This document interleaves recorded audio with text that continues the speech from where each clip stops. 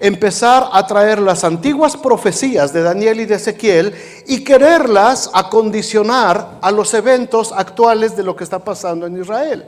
Y esto causó furor en mucha gente y fue muy emocionante, y decir que la semana 70 de Daniel apenas se va a cumplir, y que Ezequiel 37 se está cumpliendo cuando Israel se fundó otra vez en 1948 y la ONU lo reconoció, y la guerra de los 6 días y todo esto que ha pasado ahí. Sin embargo, todas las profecías, hermanos, en la palabra de Dios, todas las profecías apuntan hacia Jesucristo, no hacia una nación. ¿Cómo nos afecta a nosotros? ¿En qué me afecta el saber esto o el no saberlo? Pues aparentemente no me afecta en nada. Pero Jesús mismo nos advirtió que nos mantuviéramos alertas sobre la aparición de doctrinas y enseñanzas que de manera muy sutil podrían desviar nuestra mirada del objetivo principal de las enseñanzas de Jesús, sobre todo del enfoque de nuestro llamado a cumplir. ¿Cuál fue el llamado que Jesucristo nos hizo como cristianos? Mateo 28, 18 al 20, les ayudo. ¿Cómo se llama eso? La gran comisión, ¿verdad? Que nos manda Jesús a ser discípulos a todas las naciones. Sin embargo, a raíz de esta corriente, y se los estoy mencionando porque ahorita en estos últimos años, aunque esto empezó en los 70s, en los últimos años esto tomó una vertiente totalmente diferente. Ya no es nada más el apoyo a Israel o saber lo que está pasando aquí y allá.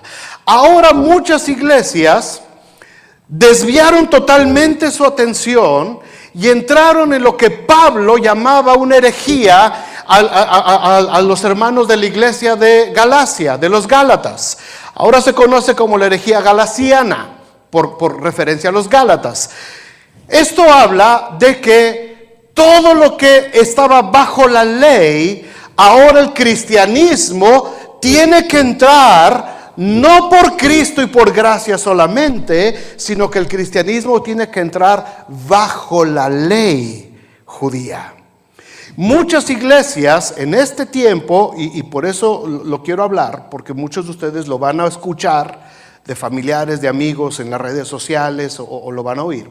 Muchas iglesias están empezando a adoptar un montón de costumbres, tradiciones, liturgias que tienen que ver con el judaísmo y no precisamente con el cristianismo. ¿Se entiende? Los veo como diciendo, ¿y a mí qué? Ahorita les digo, ¿tú qué? Muchas iglesias ahorita están empezando a entrar, por ejemplo, a celebrar las 7 fiestas de Israel. Y empiezan, y feliz Pesaj, y se empiezan allá a felicitar. No lo saben ni escribir, ¿verdad? Pero ahí lo ponen. Y feliz Año Nuevo, y feliz Hanukkah, y feliz esto, y feliz el otro. Iglesias donde a los niños, en lugar de empezarles a enseñar las enseñanzas de Jesús, se les está empezando a enseñar a preparar el pan sin levadura, para tener la fiesta de la Pascua con panes sin levadura. Y los niños están ya aprendiendo a hacer panes sin levadura. Se están empezando a usar más, en lugar de enseñar la doctrina cristiana, se está empezando a cursos de hebreo, porque dicen que tenemos que hablar hebreo. Si quieres ser salvo, tienes que aprender a hablar hebreo, porque era el idioma de Cristo. Entonces, una corriente de pensamiento, hermanos, se puede desviar de tal manera que empiece a desviar la atención del pueblo de Dios. Y nosotros tenemos que ser muy cuidadosos en esto que estamos viviendo en este tiempo. No tenemos nosotros que volver a ese tipo de raíces, porque hay una línea muy fina que nos separa de todo esto. No quiere decir esto, hermanos, que estemos en contra de Israel o de los judíos. No quiere decir que seamos antisemitistas, como se ha dicho. O sea, está Israel, que bueno, gracias a Dios nos sentimos afines a ellos, fue el pueblo escogido de Dios, el instrumento. Pero yo muchas veces lo pienso como, por ejemplo, ahorita Gabriel es excelente músico, ¿verdad? Pero ¿qué tal si en lugar de decir, oye, qué padre toca el Gabriel, yo vengo y digo, oye, qué piano, no manches, cómo suena este piano, qué bárbaro. No, este piano hay que levantarle un altarcito aquí. No, no es el piano, es el músico, es el maestro, el que hace que este piano suene. ¿Sí me entienden? Entonces, este es Israel. Allá está Jesús. Entonces, mucha gente se ha dado a la tarea de empezar a enaltecer y ensalzar y hacer su vida en torno al instrumento, no al maestro. Ese es el peligro en el que podemos caer y en el peligro que están cayendo muchas personas, y muchos cristianos están siendo arrastrados a esto. La Biblia nos relata la historia de la salvación mediante la cruz de Cristo. Punto. ¿De qué habla la Biblia? De la muerte de Jesucristo y de la salvación de mi alma. Punto. Que hubo que pasar un proceso muy largo y que hubo que pasar muchas situaciones, es cierto. Es cierto, y la historia está llena de cosas hermosas y grandes prodigios, muy bien. Israel tuvo una participación muy importante, es cierto, pero fue el instrumento, no la razón. ¿Se entiende? Una cosa es el instrumento y otra cosa es la causa. Israel fue el instrumento, Jesucristo fue la causa, la salvación de cada uno de nosotros. Así es que en esta serie de mensajes, hermanos, en esta serie de mensajes quiero hablarles no en contra de Israel ni de este pensamiento, sino en lo que nos dice Jesús y la doctrina apostólica, qué es lo que nos debe a nosotros regir respecto al verdadero reloj profético.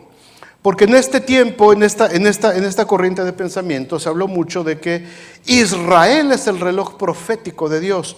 No es cierto, es la iglesia. Es la iglesia.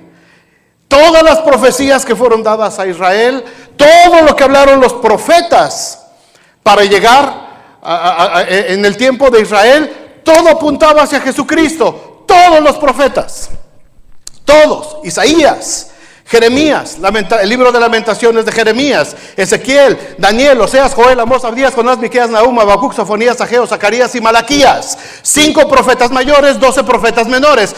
Todas esas profecías, todas apuntan a un solo evento que acabamos de celebrar hace 2 semanas. El nacimiento del Hijo de Dios en Belén de Judá. Todas las profecías apuntaron hacia ese punto nada más. Había solo que converger en un punto. Isaías habló del siervo sufriente. Isaías habló de quien ha creído nuestro anuncio y sobre quien se ha manifestado el brazo de Jehová. Subirá cual renuevo delante de él y como raíz de tierra seca le veremos, más inatractivo para que le deseemos, despreciado, desechado de los hombres, varón de dolores, y como que escondimos de él el rostro, fue menospreciado y no lo estimamos. Ciertamente llevó él nuestras enfermedades y sufrió nuestros dolores. Y nosotros le tuvimos por herido de Dios y abatido, mas él molido fue por nuestras rebeliones y el castigo de nuestra paz fue sobre él. Toda la profecía de Isaías apunta a Jesucristo. Toda la profecía de Daniel apunta a Jesucristo. Toda la profecía de Ezequiel apunta al reinado del Mesías. Así es que toda la Biblia, hermanos, enfoca y se enfila y converge en un punto que se llama Jesucristo, el Hijo de Dios. No podemos desviar nuestra atención ahorita pensando en un reino terrenal, porque el reino de Jesucristo es un reino espiritual. ¿De qué me sirve a mí saber todo esto? ¿Para qué quiero yo saber esto? Ok, a lo largo de esta serie de mensajes, hermanos, quiero orar por 2 objetivos muy importantes. Primero, que todos nosotros podamos discernir cuando alguien quiera convencernos de alguna corriente de pensamiento diferente a lo que la palabra de Dios establece. Que podamos tener bases, que podamos tener conocimiento. Y segundo, que nuestra fe pueda madurar y ser fortalecida mediante el estudio de la palabra de Dios. Tu vida personal, tu vida familiar, tu vida matrimonial, tu vida social, tus finanzas, todo depende de esto. Y ahorita lo vamos a ver al final. Todo depende de esto. Así es que a lo largo de este mes quiero que veamos 12 pasajes bíblicos. 12, 3 por cada semana. 12 pasajes bíblicos que nos van a ayudar a cumplir estos dos objetivos. Con el favor de Dios, vamos a ver si nos alcanza el tiempo para ver 3 cada semana. ¿Listos? ¿Sí? Los veo como espantados, ¿no? Shalom. No se preocupen. Primera escritura. Si traen Biblias, por favor apúntenlas, subrayenlas, márquenlas en su boletín, tomen sus notas, es muy importante, y si no después revisen el video. Esperamos que ahora no se corte y que lo podamos ver en YouTube. Primera escritura es la que leímos al principio, Juan capítulo 1, versículo 11 y 12. Dice: a lo suyo vino y los suyos no le recibieron. Mas a todos los que le recibieron, a los que creen en su nombre, les dio el poder, dice, la potestad, no de ser llamados, no dice aquí, como algunos dicen en algunas otras versiones, de ser llamados hijos. No. Nos dio la potestad de ser hechos, una nueva creación. Somos una nueva creación. No tenemos solamente un nombre, una etiqueta pegada arriba de lo viejo. Fuimos hechos una nueva creación de parte de Dios. Amén. Esto es muy importante que lo entendamos todos.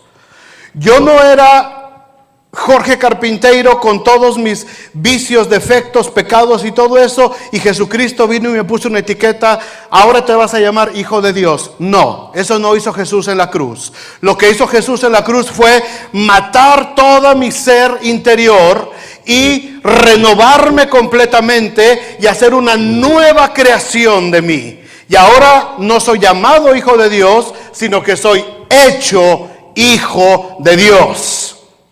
Ahora vivo todavía en el cuerpo que me tocó, pero la Biblia dice que en un abrir y cerrar de ojos todos seremos transformados, y entonces el cuerpo que me está reservado, esperando allí en los cielos, que espero que esté un poquito mejor que lo voy a tomar, ¿verdad? Pero mi ser interior ya fue hecha una nueva creación. ¿Cuántos lo creen? Eres una nueva creación. No eres lo que eras. No eres un remiendo. Dios no remienda. Dios no bachea. Dios no es como la ciudad, ¿verdad? Que va y nomás le embarra tantito chapopote y tantitas piedritas, y a los 3 días otra vez ya se abrió el hoyo. No. Dios hace todo nuevo. De modo que si alguno está en Cristo, nueva criatura es. Las cosas viejas, todas son hechas nuevecitas. Así es que empieza a correr el reloj profético del Nuevo Testamento, hermanos, a partir de este versículo de Juan capítulo 1, 11 y 12. Empieza el tiempo de la gracia. Todas las profecías del Antiguo Testamento, como les dije hace un momento, todas las profecías apuntaban a este preciso momento. Todas las profecías, a ver si no se me enredan con la historia. Todas las profecías por 2000 años, hermanos, estaban soportando 3 pilares fundamentales de la fe de toda esa nación y de lo que iba a ser la iglesia. Esos 3 pilares eran los 3 pactos que Dios había hecho a lo largo de la historia. El primero es el pacto con Abraham. El pacto abrámico. Abraham le dijo: vete de tu tierra y de tu parentela, y haré de ti una nación grande, y serán benditas en ti todas las familias de la tierra. A quien bendijeres bendeciré, y a quien maldijeres yo maldeciré. Al que te maldijere yo maldeciré. Dios hizo un pacto con Abraham y se le llama el pacto de Abraham. Esa es una de las principales pilares de la historia. El segundo pacto, años después, siglos después, se hace el pacto con Moisés, lo que se llama el pacto mosaico, el pacto de la ley. A través de la ley, Dios le da la ley a Moisés en el libro de Éxodo, Números, Levítico y Deuteronomio. Le da el libro de la ley a Moisés y se establece lo que se conoce como el pacto mosaico. Es decir, la voluntad de Dios, las nuevas reglas de convivencia de Dios dadas a través de la ley. Así es que llevamos 2 pactos. Y el tercer pacto se le confirma a David. el gran rey de Israel, al hombre conforme al corazón de Dios, el rey que Dios levanta y le promete a David: tu trono será por toda la eternidad. Afirmaré tu trono por toda la eternidad. Así es que estos tres pilares, hermanos, son tres columnas: el pacto de Abraham, el pacto con Moisés y el pacto de David. Esas tres columnas, sobre estas columnas descansa toda la profecía de todos los profetas que les acabo de mencionar. ¿Ahí están todavía ustedes? Sí, ok. Toda la profecía y esas tres columnas apuntan a Jesucristo. Todo el cumplimiento de la ley, todo el cumplimiento de los tres pactos en el Antiguo Testamento apuntan a Jesucristo. Serán en ti benditas todas las familias de la tierra, se le dijo a Abraham.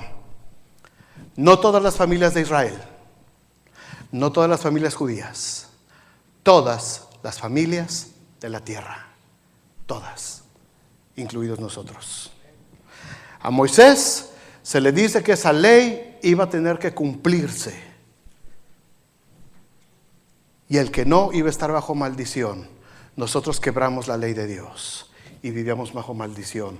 Pero Jesucristo vino para hacerse maldición por nosotros, porque escrito está: maldito todo aquel que es colgado de un madero. Y Él cumplió el pacto de Moisés en la cruz por ti y por mí.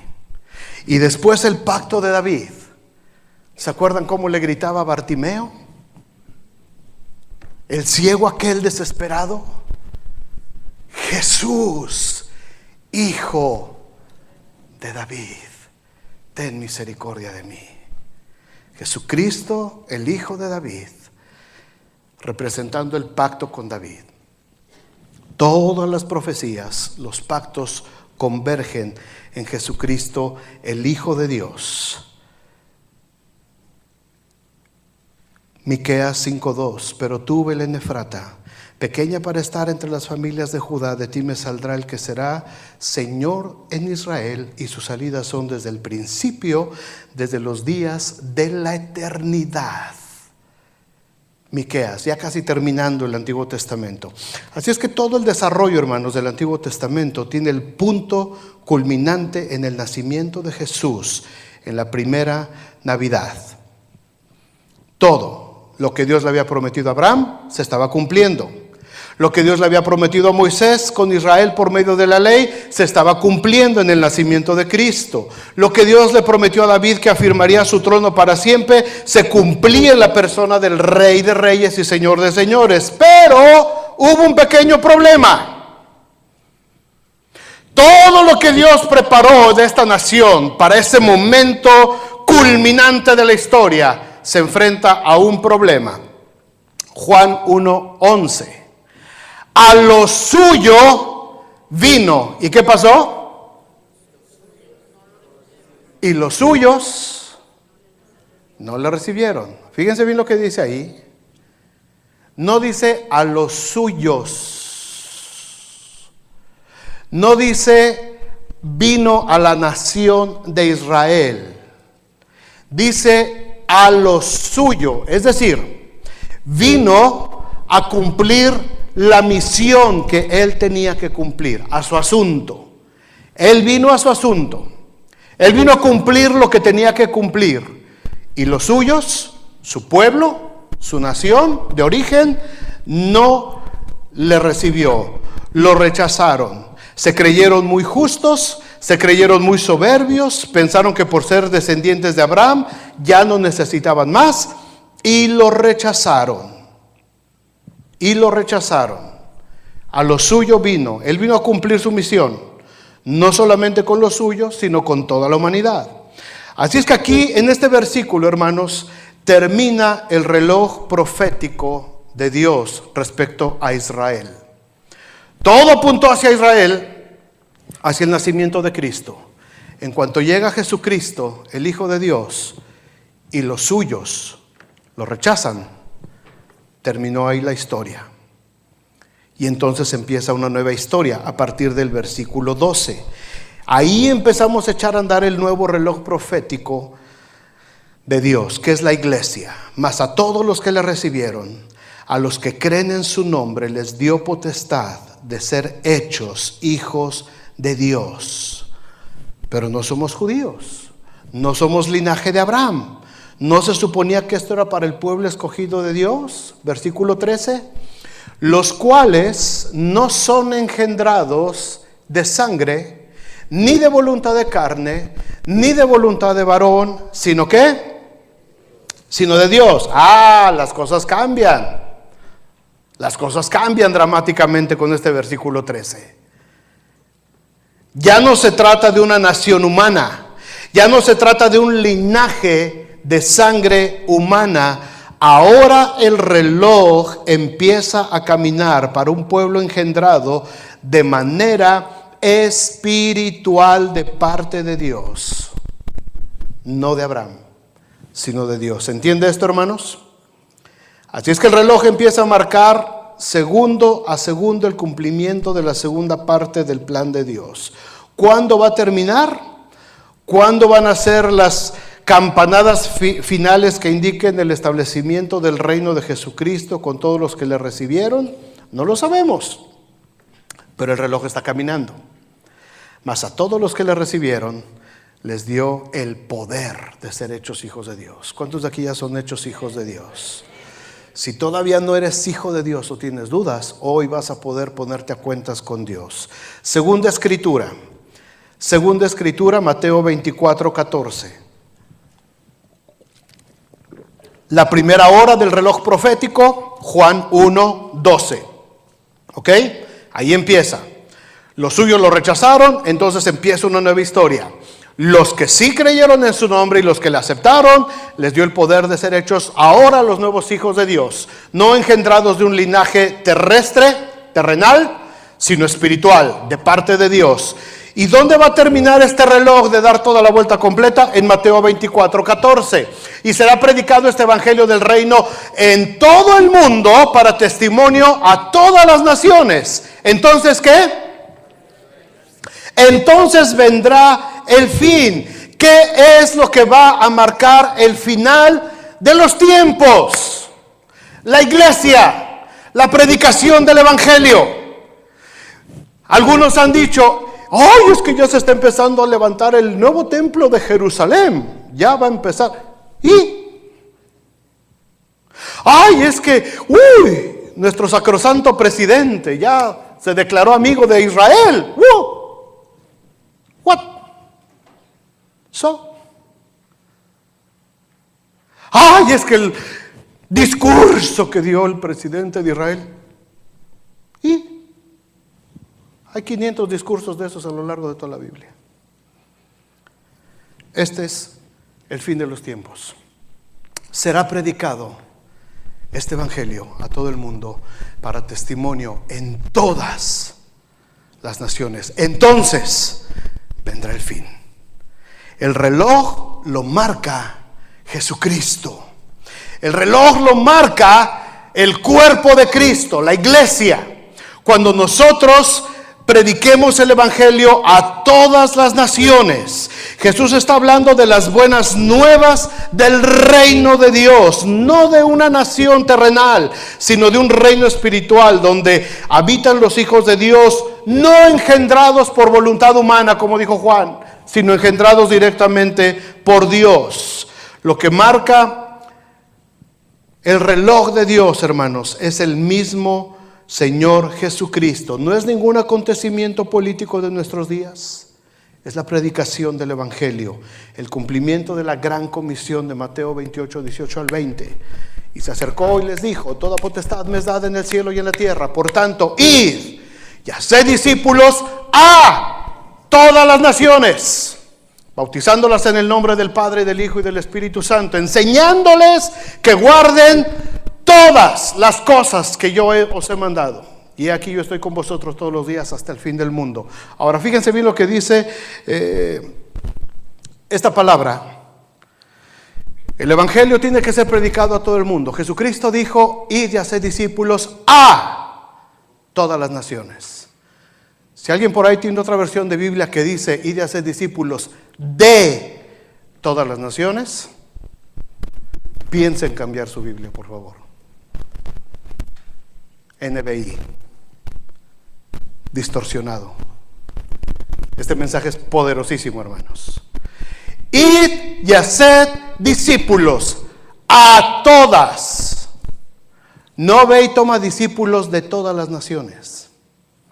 Hay mucha diferencia en eso. Aquí ya tenemos discípulos de varias naciones. Tenemos mexicanos, tenemos hondureños, tenemos nicaragüenses, tenemos venezolanos, tenemos puertorriqueños. ¿Qué más tenemos? Ecuatorianos, nicaragüenses. Ahora, ya tenemos discípulos de varias naciones. Pues ya cumplimos entonces, ¿no? Pero la palabra dice, ve y haz discípulos a todas las naciones. Hasta que todos los hondureños se conviertan, hasta que todos los ecuatorianos se conviertan, hasta que todos los mexicanos se conviertan, hasta que todos los norteamericanos se conviertan, hasta que todas las naciones, incluido Israel, de toda tribu, lengua y nación, confiese que Jesucristo es el Señor, entonces vendrá el fin. ¿Ven la diferencia? Una palabrita puede hacer una diferencia muy grande. No dice id y haced discípulos de todas las naciones. Id y haced discípulos a todas las naciones. Si estamos de acuerdo con estas dos primeras escrituras, hermanos, el reloj de Dios empieza a marcar a partir de la creación de un nuevo pueblo escogido llamado la iglesia, y va a terminar cuando esta iglesia complete su obra completa de predicar el evangelio a todas las naciones. ¿Saben por qué hay tanto impedimento ahorita sobre la obra misionera en todo el mundo? Porque en los años 70, 60, desde los 50 prácticamente, una ola de misioneros y evangelistas salieron por todo el mundo de este país, Norteamérica, Estados Unidos de Norteamérica. Salió una ola tremenda de misioneros a todas las naciones y el evangelio empezó a crecer de manera desmedida. En todos lados, México, Latinoamérica, Asia, África, Australia, por todos lados, hasta Europa volvieron a ir. Oleadas y oleadas y oleadas de misioneros norteamericanos invadiendo literalmente todo el mundo con la palabra de Dios. ¿Qué sucedió? Se estaba empezando a cumplir esta profecía. Y se empezaron a hacer discípulos a todas las naciones. Se estaba llegando a pueblos inalcanzados. Se estaba llegando a la Guinea Ecuatorial, a pueblos que todavía estaban vestidos como aborígenes. Estaban llegando a todos lados. La Biblia se estaba traduciendo a todos los idiomas y dialectos del mundo. Todo mundo participaba. Y de pronto el enemigo se dio cuenta que estaba a punto de perder la guerra y empezó a bloquear, a bloquear, a bloquear, a bloquear, a bloquear. Y empezó a haber una baja de misioneros impresionante. Y eso empezó en los 80s, 90s, todavía nos tocó. Todos los misioneros que nosotros conocíamos, norteamericanos, que habían sido una bendición para nuestras vidas, de pronto se empezaron a desaparecer. Las agencias misioneras empezaron a regresar, los fondos empezaron a escasear, empezaron a volverlos a emigrar a todos lados, y de pronto en todo el mundo se desapareció esa gran oleada de misioneros. No la hay, no la hay. Las iglesias están trabajando, están funcionando, y los ministerios locales se están desarrollando, gracias a Dios. La obra de Dios no va a parar, por supuesto. Por supuesto. Pero ¿saben qué pasó? Que al regresar toda esa ola de misioneros, la iglesia en general, el cuerpo de Cristo, se volvió a encerrar en sus iglesias. Se volvió a meter a los templos y dejaron la predicación del evangelio a otros lados. Y ahí, en esa comodidad, ha estado la iglesia adormecida. Y por eso las iglesias ahorita se están vaciando, las iglesias norteamericanas y muchas denominaciones se están vaciando, porque se paró la obra misionera en todo el mundo. Así es que el reloj profético de Dios empieza en Juan 1:12. Mas a todos los que le recibieron, a los que creen en su nombre, les dio el poder de ser hechos hijos de Dios. Y esta La última campanada va a sonar cuando este evangelio sea predicado en todo el mundo para testimonio a todas las naciones. Entonces vendrá el fin. Pero ¿qué hay en medio de Juan 1:12 y Mateo 24:14? Hay otros 9 pasajes, otros 10 pasajes que vamos a ver. Vamos a ver, nos echamos el último, la tercera escritura. La tercera escritura. Colosenses 1:15, y con esta nos vamos. Si alguien se enreda, hermanos, con esto, por favor, si alguien le está cayendo así como que tamales de año nuevo, así todos pesados, tengan la confianza, por favor, después con calmita de platicarlo, de preguntarme, y les puedo ayudar a enredarlos más, por lo menos. La tercera escritura, Colosenses 1:15.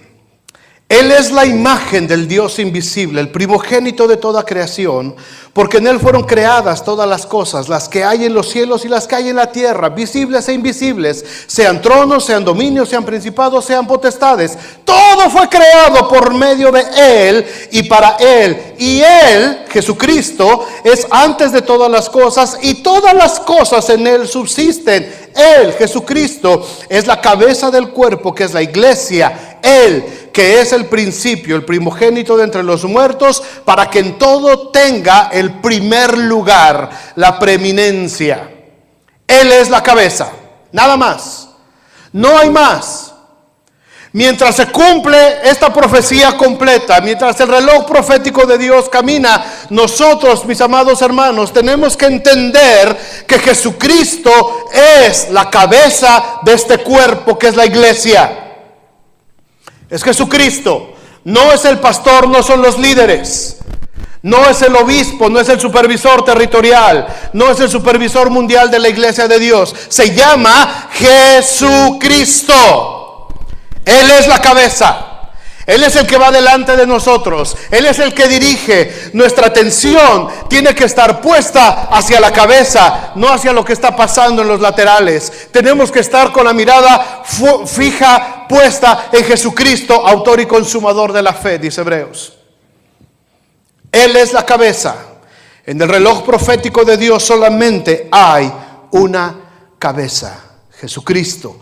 Por la sencilla razón de que en Él fueron creadas todas las cosas, incluida la nación de Israel, incluido México, incluido Honduras, incluido Ecuador, incluido Perú, incluido todos los países, todos los reinos de la tierra. Todo fue creado por medio de Él y para Él. Así es que cuando escucho a algunos cristianos alarmarse porque el presidente de este país dijo algo, ¡ay, Israel! No pasa nada. Jesucristo es la cabeza. Jesucristo es el único que tiene la preeminencia. Porque muchas veces a veces vemos ahí en las redes sociales, y si algunos me han seguido por ahí en algunos comentarios que pongo, se me tiran a la yugular de volada. ¡Ah! Casi se rasgan las vestiduras, ¿verdad? Y se ponen en silicio y ceniza sobre sus cabezas. ¿Y qué va a pasar? La Biblia dice, bendeciré al que te bendiga. Como mantra sagrado lo empiezan a repetir eso, yo no sé. Está hablando de Jesucristo, está hablando de la iglesia. No está hablando de una nación terrenal. Jesucristo dijo, mi reino no es de este mundo. Mi reino es espiritual. Jesucristo está hablando de Él. Él, como si la gracia de Jesucristo estuviera supeditada a la voluntad de una nación terrenal. Entre la primera y la última hora del reloj de Dios, hermanos, debemos tener en nuestras mentes que Cristo es la cabeza, la razón principal de nuestra fe. Nuestra esperanza eterna no está atada o sujeta a lo que pase en el mundo de la política, porque tenemos nosotros a Jesucristo en la cruz del Calvario y resucitado al tercer día. Punto.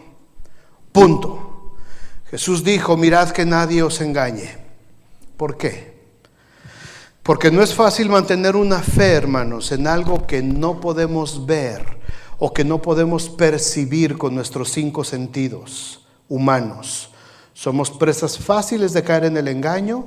Por eso los apóstoles fueron tan enfáticos en la doctrina centrada en Cristo Jesús como autor y consumador de la fe. He visto cristianos que hacen sus viajes a Israel y los veo parados frente a la menora, al candelero de los 7 que ya tienen ahí, y los veo ahí como si fuera una teofanía, man, una revelación de parte de Dios. Le digo, ¿qué onda? Van y se acercan al muro de los lamentos. Ay, aquí estuvo, casi lo siento. Oye, no se trata de eso. Se trata de Jesucristo. Se trata de mi fe. Se trata de lo que Jesucristo hizo por mí en la cruz del Calvario. Mis sentidos humanos, físicos, no pueden percibir lo que es del mundo espiritual, pero mi espíritu sí puede sentir lo que Dios está haciendo en mi vida.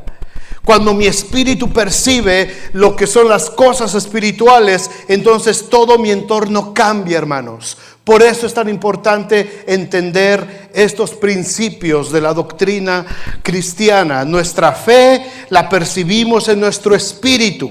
La tentación de querer aferrarnos a algo visible siempre ha estado delante de la vida de los cristianos.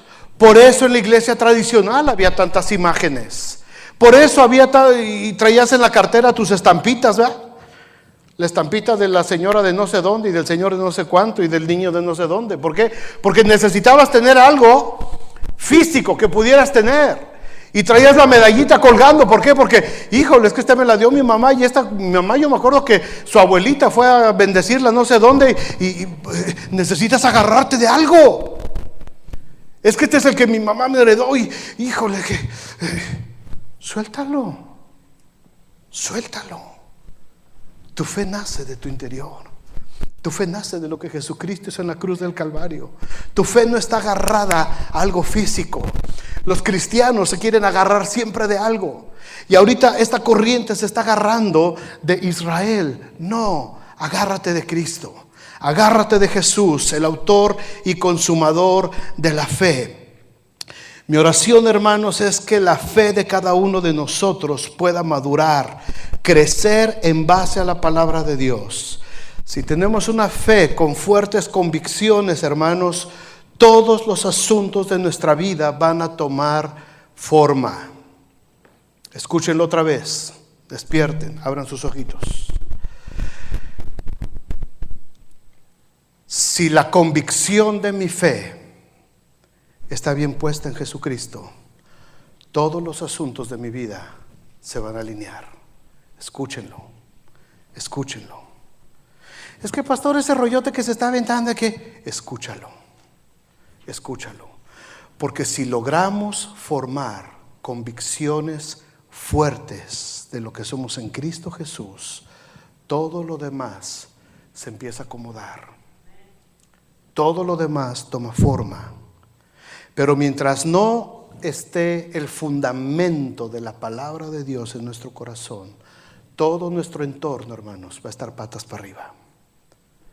Y van a venir y nos van a sacudir, y nos van a mover, y nos van a hacer creer otras cosas. Y si no tenemos una convicción bien firme, todo nuestro derredor va a estar patas para arriba. Créanme, si nuestra fe está bien fundada, hermanos, mi vida personal, mi vida matrimonial, mi vida familiar, mi vida social va a tener un fundamento sólido. ¿Por qué?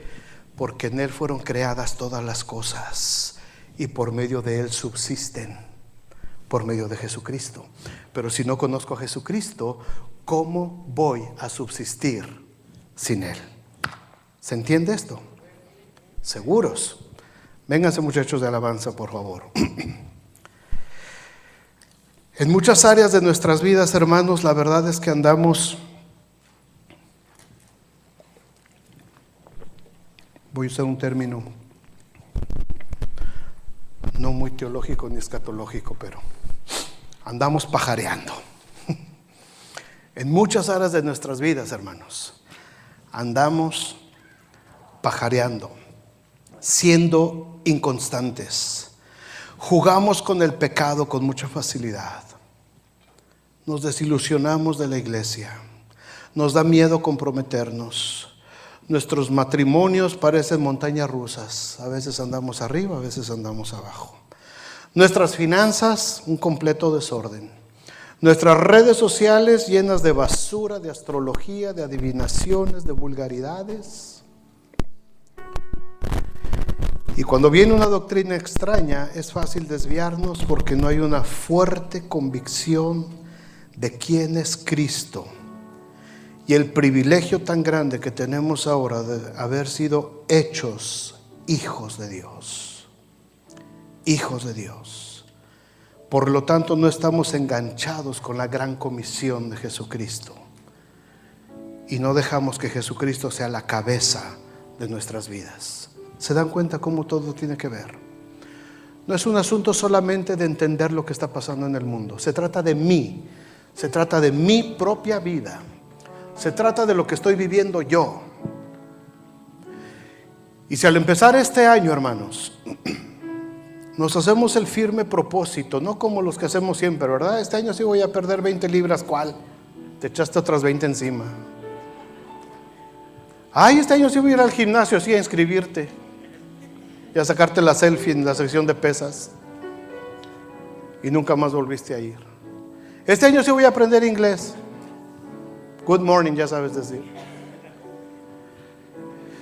Si nos proponemos, hermanos, de veras, a fundamentarnos en la palabra de Dios. Todas nuestras vidas tienen problemas. Todos tenemos problemas. Todos tenemos problemas. No por ser pastor, no por ser líder de la iglesia, no tienes problemas. Todos tenemos problemas. Todos enfrentamos situaciones difíciles. Nos enfrentamos a momentos que no podemos controlar. Todos pasamos por situaciones financieras. De pronto, híjole, se te descompuso algo acá y estás muy apenita, sino todos pasamos un montón de problemas. Desavenencias con nuestra pareja, todos las pasamos. Todos. ¿Cuál es la diferencia? ¿Cuál es la diferencia? Que cuando yo entiendo lo que significa el haber sido hecho hijo de Dios, mi conducta tiene que cambiar. Cuando yo entiendo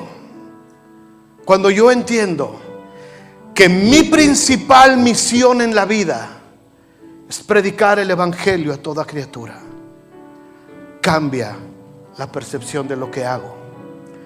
Cuando yo entiendo que Jesucristo es la cabeza de mi vida, cambia completamente. Porque ya no me muevo yo, ya no vivo yo, mas Cristo vive en mí. Cristo es el que vive en mí. Cuando yo entiendo estos principios, hermanos, de la vida cristiana, todo lo demás se empieza a alinear. Todo lo demás empieza a tomar forma. Yo quiero que lo entendamos todos. Se los quiero dejar con todo mi corazón esto. A veces los veo algunos batallando en una área, en otra. Ya tronó por acá, ya tronó por acá. Y yo digo, ¿y dónde está Dios? ¿Dónde está la convicción? ¿Dónde está el fundamento? ¿Dónde está la solidez de Jesucristo? Todos nos pega, por supuesto que a todos nos pega. A todos nos llega a tocar la puerta el pecado, a todos nos llega a tocar la puerta. Todos estamos a punto de caer, todos estamos en la misma situación. ¿Cuál es la diferencia? Que Él es la cabeza de la iglesia. Que Él creó todas las cosas y todas las cosas por medio de Él subsisten. Las cosas visibles e invisibles, sean tronos, dominios, principados, potestades, todo.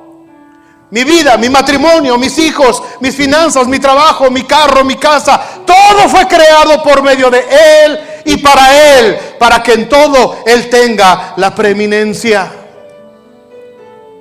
Para que en todo Él tenga la preeminencia. Si me va como me va, es porque ando nomás pajareando. Si me va como me va, es porque no he entendido que mi convicción se tiene que llamar Jesucristo, el Hijo de Dios. Si las cosas no salen bien, hermanos, es porque no hemos entendido que este bendito libro se trata de Jesucristo. No son historias, no son cuentos de camino. No se trata de la bonita historia del pueblo de Israel. Se trata de mi historia. Se trata de que yo estaba perdido y Cristo me encontró. Y Cristo murió en la cruz para darme salvación y vida eterna. Pónganse de pie. Pónganse de pie, hermanos. A los suyos vino y los suyos no la recibieron. Mas a todos los que le recibieron, a todos los que creen en su nombre, les dio la potestad de ser hechos hijos de Dios. Imagínate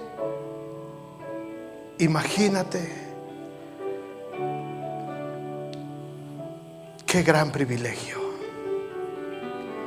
Qué gran privilegio. Ya no eres lo que el mundo dijo que eras. Ya no eres ni siquiera como tus papás te pusieron en tu acta de nacimiento. Mientras estés en este mundo, pues vamos a seguir teniendo los rasgos físicos de nuestros padres y el nombre que nuestros padres nos dieron. Pero si yo ya nací espiritualmente, dice la Biblia que en un abrir y cerrar de ojos seremos transformados con un cuerpo incorruptible, con un cuerpo ya no susceptible a las enfermedades y al dolor, un cuerpo espiritual incorruptible. Y al llegar delante de Dios,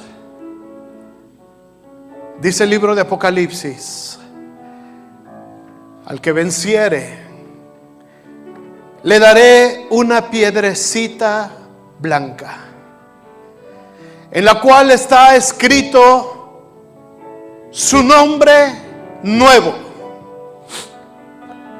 Y ese nombre nadie lo conoce, solamente aquel que lo recibe.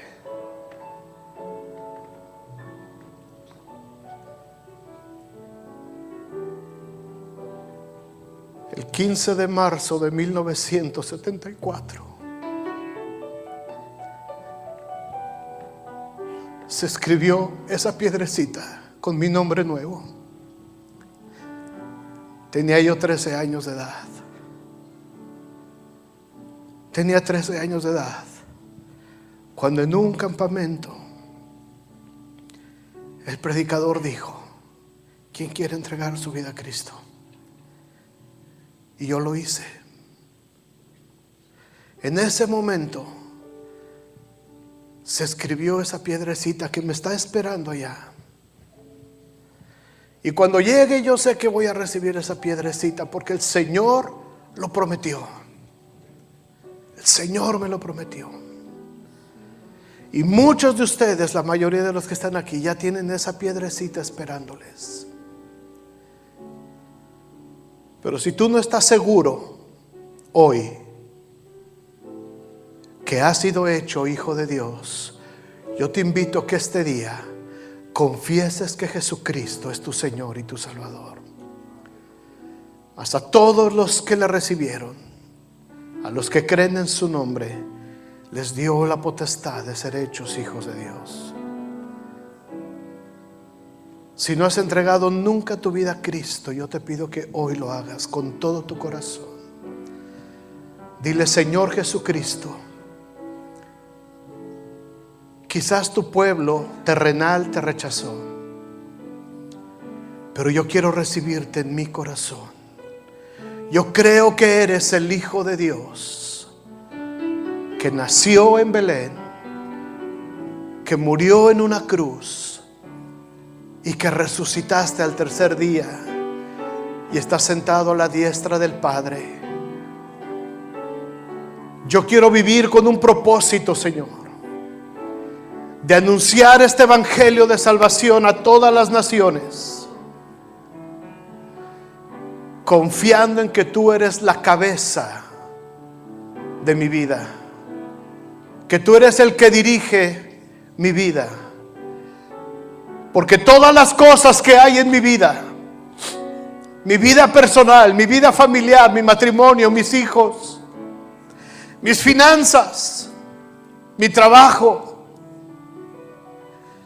y todos esos problemas que no puedo resolver, que no entiendo y que no les veo ni pies ni cabeza, todo ese desorden que ha habido en mi vida, yo sé que tú lo puedes poner en orden, porque tú creaste todas las cosas y todas las cosas por medio de ti subsisten. Todas las cosas por medio de ti subsisten. Señor, en el nombre de Jesús, yo quiero subsistir en ti. Yo quiero vivir confiado solamente en ti. En ti.